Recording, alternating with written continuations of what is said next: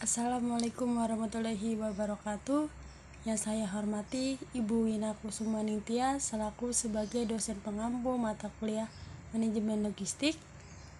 Perkenalkan, nama saya Septi Rizkyani, NIM 2892150116, Fakultas Ekonomi dan Bisnis, Prodi S1 Manajemen, kelas B Malam. Pada hari ini saya akan mempresentasikan tentang pengendalian logistik. Kegiatan pengendalian dalam manajemen logistik merupakan suatu kegiatan yang perlu dicermati secara terus-menerus, karena kegiatan ini untuk meluruskan, membetulkan bila terjadi suatu penyimpanan dari aturan yang telah ditetapkan. Yang pertama, penerapan pengendalian manajemen logistik. Faktor-faktor yang perlu dipertimbangkan dalam setiap kurun waktu tertentu dalam penerapan manajemen logistik terbaru itu terpadu tersebut seperti tempat. Tempat merupakan basis dari semua kegiatan organisasi, oleh karenanya faktor ini harus juga mendapat perhatian tersendiri dari pengelola organisasi, seperti strategi, pemilihan tempat, kenyamanan lingkungan, dan kebersihan dan ventilasi.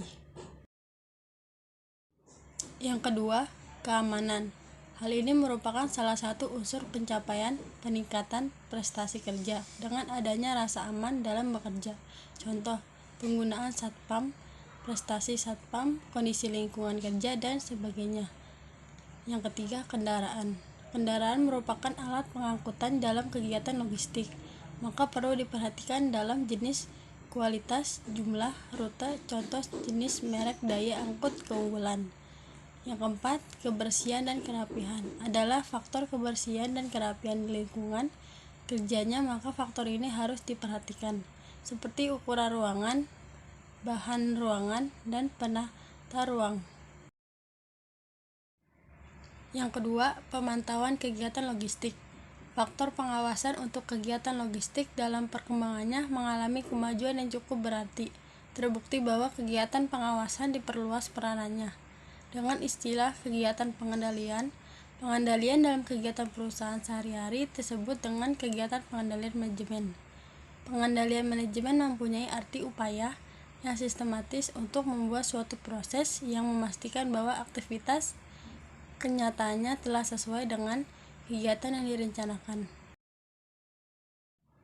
Pengendalian manajemen akan memberikan keuntungan seperti 1. Dapat menanggulangi perubahan dari adanya perubahan lingkungan yang cepat dan berubah. Yang kedua, menciptakan gerakan yang lebih cepat. Ketiga, menyatukan pekerjaan atau koordinasi pekerjaan. Langkah-langkah dalam proses pengendalian menurut Robert J. Motzheller membagi pengendalian dalam 4 langkah sebagai berikut. Yang pertama, penetapan standar. Kedua, pengukuran kinerja. Ketiga, pengambilan tindakan perbaikan. Keempat, memudahkan delegasi dalam kelompok. Yang ketiga, inspeksi manajemen material. Tujuan manajemen material adalah pemeliharaan mutu material atau bahan produksi. Mutu yang rendah merupakan penyebab dari kegagalan penyerahan pesanan pada waktu yang telah disepakati.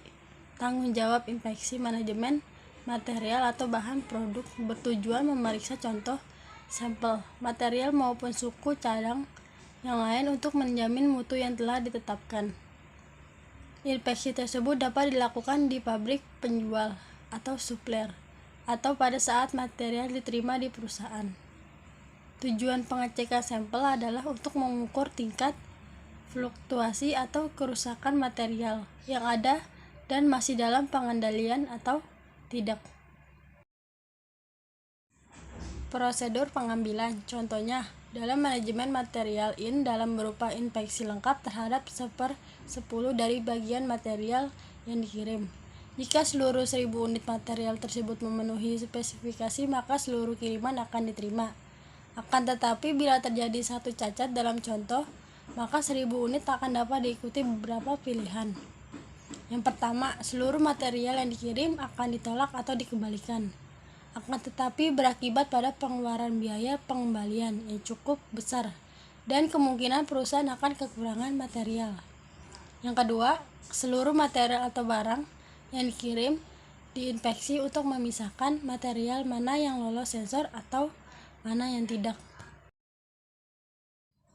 Pilihan yang terakhir, jika hanya satu atau terbatas jumlah yang cacat yang bisa ditemukan, maka diambil contoh acak yang kedua untuk memisahkan silang dengan tingkat toleransi bagi penerimaan atau penolakan material, tergantung batas toleransi yang ditetapkan. Yang keempat, manajemen persediaan. Persediaan merupakan bagian utama dari model kerja yang merupakan aktiva yang pada setiap saat mengalami perubahan. Pada dasarnya, persediaan meliputi 3 macam. Yang utama, 1. Persediaan bahan mentah. Kedua, persediaan bahan setengah jadi. Ketiga, persediaan barang jadi. Dalam hal cara penyediaan atau pembelian, pada dasarnya ada 2 alternatif. Yang pertama, dibeli sekaligus jumlah seluruh kebutuhan tersebut dan kemudian disimpan di gudang. Yang kedua, berusaha memenuhi kebutuhan bahan dasar tersebut dengan membeli berkali-kali dalam jumlah kecil untuk setiap pembelian. Kelima, analisa jalur kritis merupakan suatu metode analisa yang mampu memberikan informasi kepada manajer untuk dapat melakukan perencanaan dan pengendalian suatu kegiatan produksi atau proyek yang dilaksanakan. Metode analisa jalur kritis ini terutama digunakan untuk mengendalikan kegiatan-kegiatan yang bersifat tidak rutin atau terutama pada tipe proses produksi yang intermittent atau produksi pesanan. Dengan faedah dari analisa jalur kritis adalah dengan digambarkannya logika ketergantungan dari setiap kegiatan, maka akan diperoleh rencana suatu proyek terperinci sebelumnya. Yang kedua, dengan memperhitungkan dan mengetahui waktu terjadinya setiap-tiap kejadian yang ditimbulkan oleh suatu atau beberapa kegiatan, maka kita dapat mengetahui dengan pasti kesukaran yang timbul jauh sebelum terjadi, sehingga dapat mengadakan tindakan pencegahan yang diperlukan.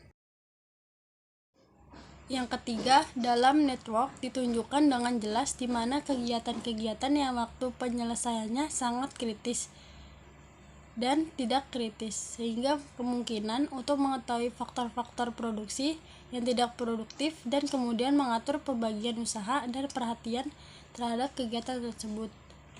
Yang keempat, network planning memberikan kepada kita bantuan yang sangat berharga di dalam komunikasi antar kegiatan atau departemen. Yang kelima, memberikan kepastian atas dicapainya proyek secara lebih ekonomis dipandang dari sudut ketidakraguan dalam penggunaan sumber-sumber tenaga serta faktor kegagalan dalam ditekan serendah mungkin. Itu saja materi yang saya sampaikan tentang pengendalian logistik. Semoga ilmu yang saya sampaikan menambah wawasan Anda, dan mohon maaf apabila ada kata saya yang kurang dalam video ini, mohon dimaafkan. Sekian, terima kasih. Wassalamualaikum warahmatullahi wabarakatuh.